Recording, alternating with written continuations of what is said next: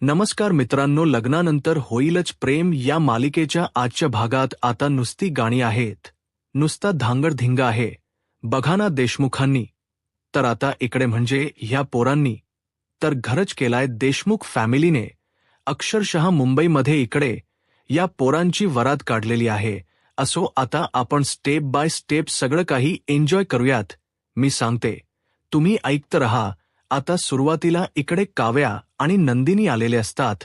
काव्या नंदिनी आल्याच्या नंतर त्यांच्या दोघींच्या मध्ये अंतरपाठ असतो. एका बाजूला ह्या दोघी, दुसऱ्या बाजूला ते दोघेजण आता आनंद निवासमधली जी काही छोटी चिमुकली आलेली असतात त्यांना मंगलाष्टका म्हणायचे असतात आणि ते सुंदर अशी मंगलाष्टका म्हणत असतात. त्या मुलीचा आवाज जो आहे ना तो फार गोड आहे बरं का प्रेक्षकांनो. ती मुलगी सुंदरच मंगलाष्टका इथे म्हणत असते आणि तिच्याच मंगलाष्टकावर आता इथे गुरुजींनी मंगलाष्टक म्हटलेलं नसतं किंवा इथे बाकी कोणीही मंगलाष्टक म्हटलेलं नसतं. त्याच मुलीने जी आपली मंगलाष्टक आहे ना तीच म्हणलेली असते, पण तिच्या गोड आवाजामध्ये तिने ते मंगलाष्टका म्हटलेली असते. खूप गोड आवाज आहे त्या मुलीचा आणि ती मंगलाष्टका म्हणत असते. पण मध्ये काव्या जी आहे ती पार्थला पाहते. पार्थ जो आहे तो काव्याला पाहतो. इकडे सेम त्याच पद्धतीने असतं. जीवा नंदिनीला पाहतो तर नंदिनी इकडे जीवाला सुद्धा पाहत असते. खूप गोड आवाजात ह्या लोकांनी आता इकडे ही मंगलाष्टका म्हणलेली आहे. मी तुम्हाला म्हणून दाखवली असते, पण तेवढा काही माझा आवाज गोड नाही. असो, ठीक आहे, चला पुढे वळूयात. आता इकडे मंगलाष्टका होतच असते, पण ह्या लोकांची मजामस्ती सुरू असते. पण मुद्दामच युग सुद्धा त्या लोकांना त्रास देण्याचं काम करत असतो. युग मुद्दामच त्यांच्यामध्ये असणारा जो अंतरपाठ आहे ना तो अंतरपाठ आता इकडे खेचण्याचं काम करत असतो. मुद्दाम अंतरपाठ खेचल्यानंतर आता ते लोक त्यांच्याकडे पाहत असतात. शेवटी मंगलाष्टका संपलेली असते. इकडे नंदिनी आणि त्याचबरोबर काव्याच्या हातामध्ये वरमाला असते आणि ती वरमालाला आता इकडे पार्थाने जीवाला घालायची असते. काव्याच्या हातामध्ये असलेली वरमाला आता इकडे ती पार्थला घालत असते आणि इकडे सेम नंदिनी सुद्धा इकडे रम्याचा आपला वेगळाच काहीतरी गेम चालू आहे. रम्या आपली तिच्या डोक्यावरच स्वतःच अक्षदा टाकून घेत असते. आता इथे सुद्धा सेम नंदिनीने जीवाच्या गळ्यामध्ये हार घातलेला असतो आणि त्यानंतर नंदिनी आता इकडे नंदिनीने हार घालून झाल्यानंतर जीवा आता इकडे नंदिनीच्या गळ्यात हार घालत असतो. सेम त्याच पद्धतीने असतं. सुरुवातीला काव्याने पारच्या गळ्यामध्ये हार घातलेला असतो, त्यानंतर इकडे पार्थने नंदी काव्याच्या गळ्यामध्ये हार घातलेला असतो. खूप सगळेजण इमोशनल झालेले असतात. काव्याच्या डोळ्यामधून अश्रू ओघळत असतात. तिला खरंतर फार वाईट वाटत असतं. म्हणजे सुरुवातीचे दिवस, म्हणजे जेव्हा लग्न झालं तेव्हा ते लग्न आठवत असतं, त्यानंतर लग्नानंतरचे ते क्षण आठवत असतात. ह्या सगळ्या गोष्टी आता इकडे काव्याला आठवत असतात. डोळ्यातून पाणी ओघळत असतं आणि आज तिच्यासाठी हा खूप जास्त इमोशनल असा क्षण असतो. आणि इकडे सेम त्याच पद्धतीने नंदिनीत सुद्धा होत असतं. जीवा मात्र नजरेनेच तिला आधार देत असतो. इकडे सेम फक्त आणि फक्त नजरेचे खेळ सुरू. बर का कोणी काही बोलत नाही, पण फक्त आणि फक्त इथे नजरेचेच हे सगळे खेळ सुरू आहेत. आता जेव्हा इकडे काव्याच्या डोळ्यामध्ये पाणी येतं तेव्हा मात्र तिथे असलेली जी काही आपली शारदा आहे ती तिचे डोळे पुसत असते. आता इकडे वरमाला वगैरे हे तर सगळं काही घालून झालेलं असतं. त्यानंतर वेळ असते ती म्हणजेच की आता कन्यादानाची. इकडे आता मंगलाष्टका हे सगळं काही झाल्यानंतर वेळ असते कन्यादानाची. आता कन्यादानाला इकडे शारदा आणि त्याचबरोबर धनंजय हे दोघे जण बसलेले असतात. आता गुरुजी सांगतील त्या पद्धतीने हा कन्यादान विधी इथे सुरू असतो. धनंजयने हातामध्ये पाणी धरलेलं असतं. समोर नंदिनी आणि जीवा दोघेजण हात जोडून बसलेले असतात. धनंजयला सुद्धा एवढं म्हणजे कठोर, बाहेरून बाप जरी कठोर असला तरी सुद्धा आत तो लेकीसाठी कसा हळवा किती मऊ आहे हे आपल्या सर्वांना माहिती असतं. नंदिनी रडत असते. धनंजयच्या सुद्धा डोळ्यामध्ये पाणी असतं. सुरुवातीला नंदिनी आणि त्याचबरोबर इकडे आता जीवा या दोघांच कन्यादान असतं. कारण इकडे मानाने मोठी नंदिनी आहे, त्यामुळे असेल कदाचित असं वाटते. तर आता इकडे जेव्हा जीवा धनंजयकडे पाहतो तेव्हा मात्र त्याला तो भूतकाळ आठवतो. कशा पद्धतीने इकडे आता हे कॅफे मिलनमध्ये गेले होते, तिथे धनंजय आले होते आणि नंदिनी आणि जीवाला वेगळे करत होते. तेव्हा मात्र नंदिनीने सांगितलेलं होतं, नाही बाबा, मला जीवा सोबत राहायचे, मी जीवाला सोडून राहणार नाहीये, मी जीवाला सोडून तुमच्या सोबत येणार नाहीये. ह्या सगळं या गोष्टी नंदिनीला सुद्धा, जीवाला सुद्धा आणि त्याचबरोबर धनंजय ह्या दोघांना सुद्धा आता आठवू लागलेल्या असतात. आता जेव्हा ते चित्राज कन्यादान करायला बसले होते त्यावेळेला जीवा रडला होता. आपला बाप स्वतःच्या काळजाचा तुकडा दुसऱ्यांकडे देतो तेव्हा त्या बापाच काळीज किती तुटत असलं, हा ही गोष्ट जीवा बोलला होता. आणि ती गोष्ट नंदिनीला आठवते आणि त्याच वेळेला नंदिनी पुन्हा रडायला लागते. इकडे धनंजयला आठवते असं की मी नंदिनीला वेगळं करायला निघालो होतो, पण तेव्हा नंदिनीने स्पष्टपणे सांगितलं होतं, नाही बाबा, आता मला तुमच्याबरोबर यायचं नाहीये, मला तुमच्या सोबत नाही राहायचे, जीव माझा सगळं काही आहेत. त्याच वेळेला धनंजयनी असंही सांगितलं होतं की हो, अगदी बरोबर बोलतेस, तुझ्यावर जीवापाड प्रेम करणाया तुझ्या जीवाकडे जा, असं म्हणून नंदिनीला धनंजयने जीवाकडे पाठवलेलं होतं. आणि तेव्हापासूनच ही जर्नी संपलेली असते त्यांची वेगळं राहण्याची. आणि त्या 21 दिवसाच्या व्रताची हे सगळं काही इथे होत असत प्रेक्षकांनो. आणि या सगळ्या काही गोष्टी इथे होत असताना आपण पाहतो की आता काही जरी झालं ना तरी सुद्धा इकडे हे लग्न तर अशा पद्धतीने पार तर पडलेलंच असतं. हे लग्न पार पडल्यानंतर आपण पाहतो की इकडे आता नंतर जो काही पारथ आणि ताच वेळेला काव्या या दोघांसुद्धा आता इकडे दानाचा विधी इथे सुरू झालेला असतो. धनंजय आता समोर बसलेले असतात आणि ते सुद्धा काव्याच कन्यादान करत असतात. त्यांना सुद्धा त्या सगळ्या गोष्टी आठवत असतात. मानिनी फार भावूक झालेली असते. मानिनी विचार करत असते की नाही, या सगळ्या गोष्टी किती इमोशनल आहेत. कारण मानिनीला लेक नाहीये आणि मानिनीला लेक नसल्यामुळे आज ती ह्या दोघी तिच्या सुनांमध्ये लेक पाहते आणि त्यामुळेच आता इकडे मानिनीला सुद्धा भरून आलेलं असतं. आता इकडे शारदाचा हात धनंजयच्या हाताला असतो तर काव्या मात्र खूप इमोशनल झालेली असते. आतापर्यंत काव्या खूप हट्टी, त्याचबरोबर जीवा आणि काव्याच हे सगळं काही समजल्यानंतर धनंजय मात्र बरेच दिवस तिच्यासोबत बोलत नव्हते.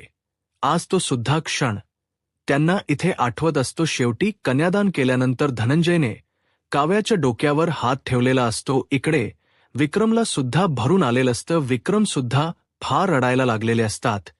त्यांना सुद्धा आज हा हळवा क्षण इथे दिसून येत असतो. त्याच वेळेला इकडे रम्या मात्र आता रम्याच तर काय चाललं ना हे काहीही कळत नाहीये बरं का प्रेक्षकांनो. पण असो, आता शारदा इकडे तिचे अश्रू पुसत असते आणि आता ह्या दोघींचीही पाठवणी इथे होणार असते. पण आणखी एक विधी राहिलेला आहे बरं का प्रेक्षकांनो, आणि तो म्हणजेच की सप्तपदीचा. आता सप्तपदीच्या विधीसाठी आता ही लोक तयार होणार असतात. इकडे मात्र पार्थ जो आहे तो काव्याकडे पाहतच असतो. तो नजरेने खुणावत असतो, काव्या रडू नकोस म्हणून, कारण मी आहे. त्याचबरोबर आतापर्यंत आपण बऱ्याच काही गोष्टी इथे केलेल्या आहेत, त्यामुळे रडाईचे दिवस आता गेले आहेत असा पार्थचा इथे इशारा असतो. इकडे मात्र आता सगळे काही विधी व्यवस्थित पद्धतीने पार पडत असतात. बऱ्याच वेळ ही विधी चाललेले असतात. त्यानंतर वेळ असते ती म्हणजेच की मंगळसूत्रामध्ये हळदी कुंकू भरण्याची. आता जीवाच्या हातामध्ये नंदिनीसाठी बनवलेलं सुंदर असं साजेस मंगळसूत्र असतं.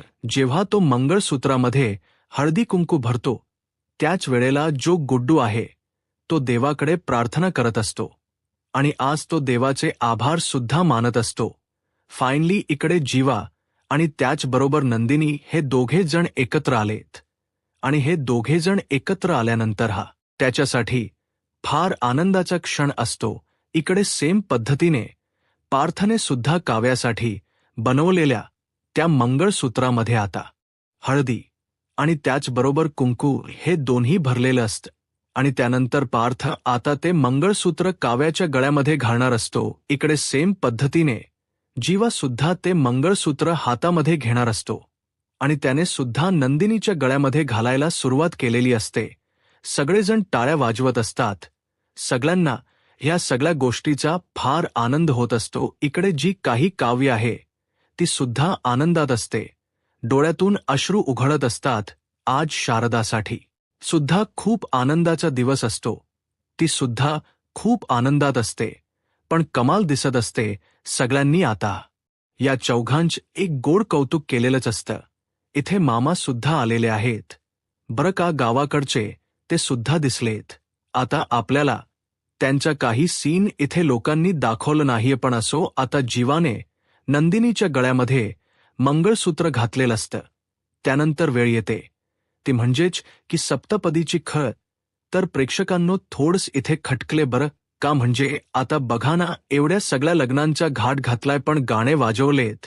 जर ह्याच लोकांनी एकमेकांना दिलेले वचन बोलून दाखवले असते तर किती छान वाटलं असतं ना आपल्याला सुद्धा ऐकायला. म्हणजे जीवाने नंदिनीला काय वचन दिलं, नंदिनीने जीवाला काय वचन दिलं, पार्थने काव्याला काय वचन दिलं, त्याचबरोबर काव्याने पार्थला काय वचन दिलं, ह्या सगळ्या जर गोष्टी त्या लोकांनी बोलून दाखवल्या असत्या तर आपल्याला सुद्धा रिव्ह्यू द्यायला थोडंसं बरं पडलं असत की नाही. असो, चला आता इकडे सप्तपदी घेत असताना ह्यांना काय इकडे आठवत्य ते बघा. इकडे नंदिनी जेव्हा रागवली होती तेव्हा जीवाने तिच्यासाठी बनवलेलं ते सँडविच आणि त्याच्यावर काढलेली स्माइली ते आठवते. इकडे पार्थ आणि काव्या हे करत असताना जे काही तिचे गॉगल्स खराब झाले होते ते त्याने दुरुस्त करून आणून दिले होते ते तिला आठवतात. त्यानंतर इकडे नंदिनी पुन्हा सप्तपदी घेत असताना पुन्हा तिला सेम त्याच पद्धतीने जीवा शिवासोबत घालवलेला वेळ आणि त्या सर्व गोष्टी इथे आठवत असतात. एक एक करून हळूहळू एक एक करून सातही सप्तपदी हे इकडे घेत असतात. आता इकडे आपली रम्या मात्र विचित्रच कंडिशनमध्ये अडकलेली असते. पण रम्या एका मुलाला तिचा धक्का लागतो आणि तो मुलगा तिच्याकडे पाहतो आणि म्हणत असतो, हाय हॅलो काय हो, तुम्ही लग्न मंडपात आहात, जरा बघून चालता येत नाही का. त्याच वेळेला रम्या म्हणत असते, एक मिनिट, तुम्हाला बघून चालता येत नाही का, हे लग्नघर आहे आणि असा धक्का मारताय. बाय द वे, तुम्ही खरं तर सिंगल आहात का. तेव्हा रम्या म्हणत असते, हो मी सिंगलच आहे, पण मनाने मी मॅरिड आहे. काय तुमचं नाव काय. माझं नाव रम्या. तुमचं नाव काय. माझं नाव राजा. मी सुद्धा सिंगलच आहे. तसं तर माझं नाव धनराज आहे. त्यावेळेस रम्या म्हणत असते, हो का, तुमचं नाव धनराज आहे. मग धनराजच्या नावामध्ये किंवा धनराजच्या आयुष्यामध्ये नक्कीच कोणती तरी एखादी राणी येईल, तुम्ही काळजी करू नका. त्याच वेळेला तो म्हणत असतो, हो मग मी तेच सांगतोय तुम्हाला, मी सिंगल आहे ना. त्यावेळेला रम्या म्हणत असते, अहो मी सुद्धा तुम्हाला तेच सांगते, मी सुद्धा सिंगल आहे, पण मनाने मी मॅरिड आहे. मी आणि आत्ताच या मुलाच लग्न होत ना. आम्हा दोघांच लहानपणीच लग्न झालेलं आहे. त्यामुळे मी आता लग्न करणार नाहीये. मी ऑलरेडीच मॅरिड आहे. त्याच वेळेला राजा म्हणजेच धनराज म्हणत असतो, हो का. तर खरं तर प्रेक्षकांनो, हा राजा म्हणजेच धनराज हा एका सिरियलच्या प्रमोशनसाठी इथे आलेला आहे आणि तुम्हाला येणाऱ्या पुढील काही दिवसात एक सिरियल आपल्या ह्या स्टार प्रवाहावर दिसणार आहे आणि त्याचंच प्रमोशन करायला हा राजा इथे आलेला आहे. तर आता रम्या तिथून निघून गेल्यानंतर हा म्हणत असतो, बापरे, आतापर्यंत सिंगल मुली मी ऐकल्या होत्या, पण मनाने मॅरिड मुली आहेत हे मी काही ऐकलं नव्हतं. हे थोडंसं कन्सेप्ट हा जो आहे ना तो वेगळाच आहे. पण असो, आपल्याला काय करायचंय, आपण कामाशी काम असो. तर इकडे आता सप्तपदीकडे वळूयात. त्यांचं प्रमोशन तर झालेलं आहे बहुतेक, पण सप्तपदीकडे वळल्यानंतर इकडे आता जीवानंदिनी सप्तपदी घेत असताना त्या कबशी मधून आवाज काढत पित असतानाचा तो क्षण त्या दोघांनाही आठवतो. आवाज काढत असताना माणूस किती रियल आहे ह्या सगळ्या गोष्टी नंदिनीने त्याला सांगितलेल्या होत्या जेव्हा काव्याच लग्न पार्थ बरोबर झालं होतं तेव्हा मात्र काव्या बाथरूममध्ये जाऊन शावर खाली उभी राहिली होती आणि थंड पाण्याने आंघोळ करत होती.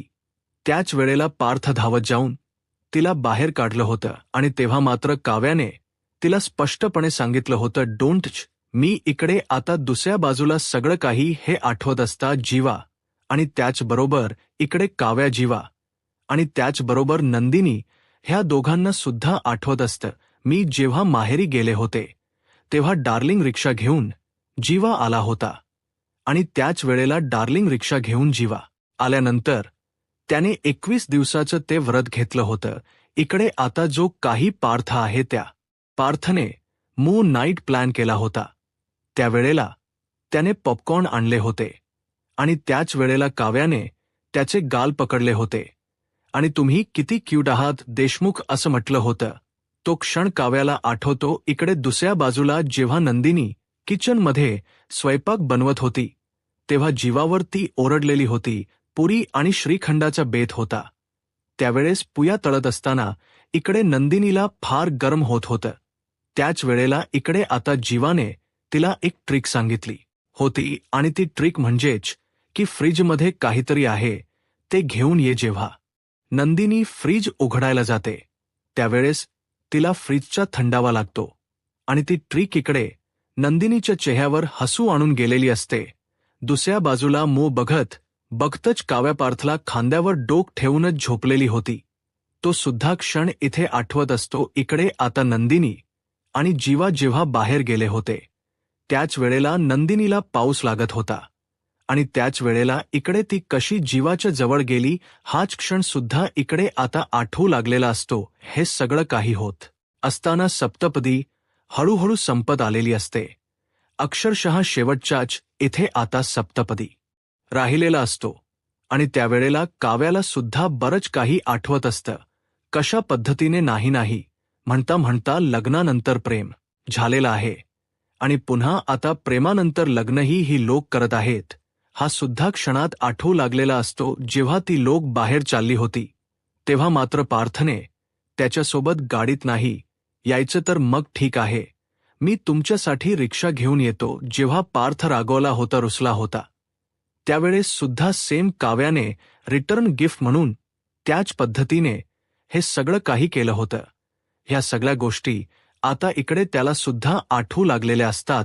त्याच वेळेला इकडे काव्याने सगळ्या गोष्टी बाजूला ठेवून जी काही पार्थसाठी सिनेमन कॉफी बनवायला शिकली होती ते सुद्धा तिला आता आठवू लागलेलं होतं. म्हणजे हळूहळू भांडण झालं, हळूहळू राग रुसवा झाला आणि त्यानंतर मात्र पुन्हा नात्यात गोडी आली.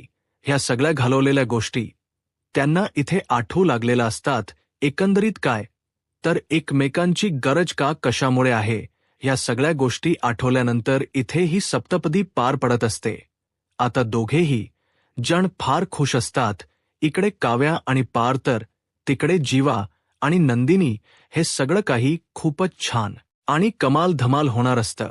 जेव्हा इकडे जीवाला आनंदाची गोष्ट समजलेली असते त्याच वेळेला तो धावतच येऊन नंदिनीला मिठी मारलेली असते, मिठीत घेतलं असतं आणि तो तिच्यासाठी नेहमीच म्हणणारा कविता सुद्धा तो इकडे म्हणत असतो. आणि तेव्हा नंदिनीला हे सगळं काही आठवत असतं की तुझं थोडं माझं थोडं. जेव्हा त्यानेही आनंद निवासमध्ये कविता गायली होती ती कविता आज इकडे नंदिनी आणि त्याचबरोबर जीवाला आठवू लागलेली असते. इकडे सेम दुसऱ्या बाजूला सुद्धा पार्थला सुद्धा बऱ्याच गोष्टी आठवू लागलेल्या असतात. फायनली आता इथे सप्तपदी पार पडलेली असते आणि सप्तपदी पार पडल्यानंतर जो काही पार्थ आहे त्या पार्थने काव्याला नजरेनेच आता आधार दिलेला असतो आणि त्यानंतर काव्या लाजलेली असते. तर इकडे सेम पद्धतीने जी काही नंदिनी आहे ती नंदिनी सुद्धा सेम त्याच पद्धतीने लाजलेली असते. आता हळूहळू करता हे लग्न विवाह सोहळा अशा पद्धतीने पार पडलेला असतो आणि त्यानंतर असते ती म्हणजेच की आता पाठवणी जेव्हा काव्या खाली झोपत होती आणि त्यानंतर मात्र तो प्रवास बेडपर्यंत गेला. नंदिनी घरामध्ये आली होती तेव्हा मात्र जसं जीवाने उचलून घेतलं होतं खोलीपर्यंत घेऊन गेला होता आणि त्यानंतर सरते शेवटी पार्थने आता इथे काव्याच्या गळ्यामध्ये काव्यार्थ नावाच मंगळसूत्र घातलं होतं. हे सगळे क्षण आता इकडे त्या लोकांना आठवू लागलेले असतात. हे सर्व क्षण त्या लोकांना आठवू लागल्याच्या नंतर आता आपण पाहतो की इकडे जीवाने नंदिनीचा हात हातामध्ये घेतलेला असतो, तर इकडे पार्थने आता काव्याचा हात हातामध्ये घेतलेला असतो. खरं तर कलर कॉम्बिनेशन सुद्धा खूप सुंदर असं केलेलं आहे. आता सप्तपदी पार पडल्यानंतर इकडे आता सगळेजण टाळ्या वाजवत असतात आणि सगळेजण टाळ्या वाजवत असताना आनंदाचा क्षण तर हा असतोच. किती नाही म्हटलं तरी सुद्धा सगळ्यांच्या चेहऱ्यावर आनंद ओसंडून वाहत असतो. फायनली या मुलांची लग्न झालेली आहेत. फायनली आता इकडे विधिवत पद्धतीने हे सगळं काही झाल्यानंतर आता सर्वांना फारच आनंद होत असतो. असं पाहता क्षणी आता इकडे मांडणी सुद्धा भरून पावलेली असते आणि त्याचबरोबर आपण पाहतो की आता आजच्या भागामध्ये इथेच त्यांनी गाणी थांबवली, तर उद्याच्या भागामध्ये सुद्धा गाणीच आहेत. असो वरात निघालेली आहे. अक्षरशः ही वरात रस्त्यावरून काढलेली आहे. आतापर्यंत कोणत्याही मालिकेमध्ये अशी वरात काढली नाही, पण इकडे जीवानंदिनी आणि त्याचबरोबर काव्यार्थ नावाची वरात काढलेली आहे. इकडे सगळेजण कमाल असा डान्स करत असतात, सगळेजण नाचत असतात. विक्रम मानिनी, त्याचसोबत काव्या, पार्थ, जीवा, नंदिनी हे सगळे जण नाचत असतात. आता ह्यांचा लग्न विवाह सोहळा तर पार पडलाय, पण आता रम्या काय करेल, आता पुढे काय होईल हे पाहायला आत्ताच माझा महाराष्ट्र या यूट्यूब चॅनलला सबस्क्राईब करा. धन्यवाद.